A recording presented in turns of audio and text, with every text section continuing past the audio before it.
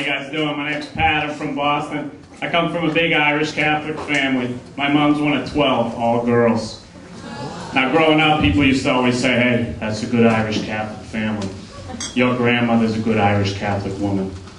I feel like they might as well have been saying, hey, that's a good Irish Catholic family. Your grandmother, a lot of sex, good for her. Growing up, both my parents were high school teachers. They wanted to make sure we were open to different types of people, different sexual orientations. I grew up around Boston during a time when people called each other queer all the time, for any reason at all. New pair of shoes? What are you, queer? Took a shower this morning, sir? Queer. So my dad would have none of that kind of talk in the house. He came home and told us they are homosexuals. But since we didn't know any openly gay folks growing up, it's kind of like my dad was coming home and going to these secret East Coast meetings and bringing back announcements. They now prefer to be called homosexuals. Or as his Boston accent made it, homosexuals.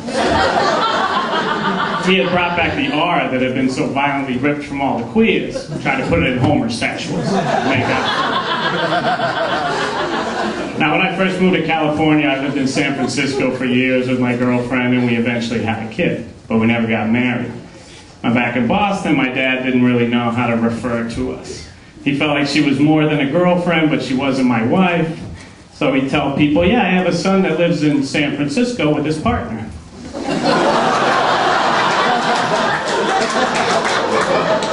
Now, when I haven't been back in Boston for a while, I go home to see people. And they go, ah, you're the one living in San Francisco.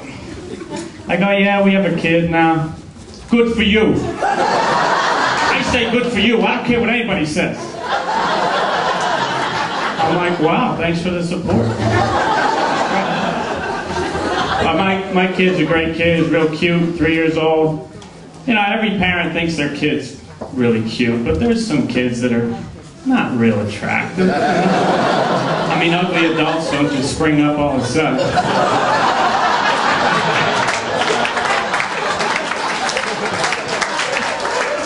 Actually, Wyatt's preschool teacher is here, so maybe she could tell you. But you ever see a kid that's so ugly that you can't believe that either of its parents ever had sex? Just wonder. So I grew up Catholic, so there's Jesus in my son's room. But it's like an action figure Jesus. It has like movable arms and wheels on the bottom, and he battles it with dinosaurs and stuff. One of the neighborhood girls came over, and she goes, Wyatt, do you know who that is? He goes, yeah, it's Jesus. He calls him Jesus. Which I think is a compliment, because he loves cheese. It's basically like the god of cheese or something. And she goes, but do you know who his dad is? He goes, yeah, his dad's Godzilla. Well, my kid's pretty hilarious. He told me his first joke when he was 1.5.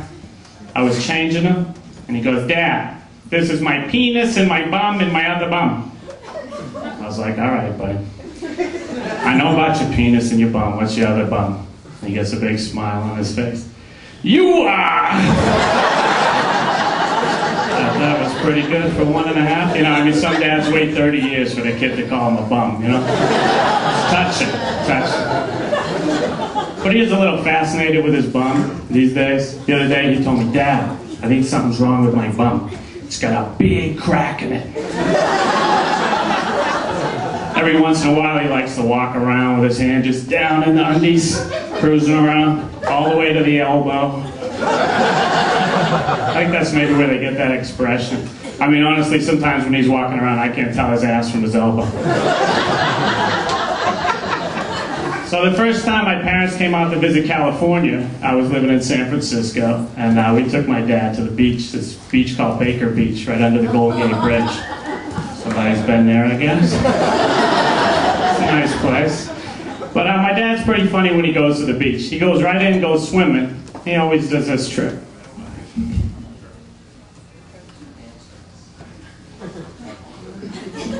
Kind of Daisy Duke style.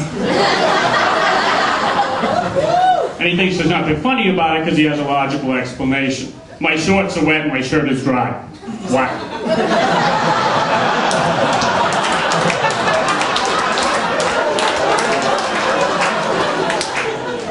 we're walking the beach in San Francisco. Now, this is a gorgeous beach if you haven't been there, right under the Golden Gate Bridge. But it's one of those beaches that's like a family beach with a little nude homosexual beach on there. So we're walking down there, we get to the end, you know, there's a couple guys naked playing frisbee in the waves, like you do, no. Now there's one guy who's laying naked on his stomach with some beads coming out of his ass, kind of giving a look. It's a true story, I don't make this shit up. My dad looks over. Does that guy have beads coming out of his butt? I'm like, yeah, Dad, they're anal beads. Why does my son know about jewelry that you put in your butt?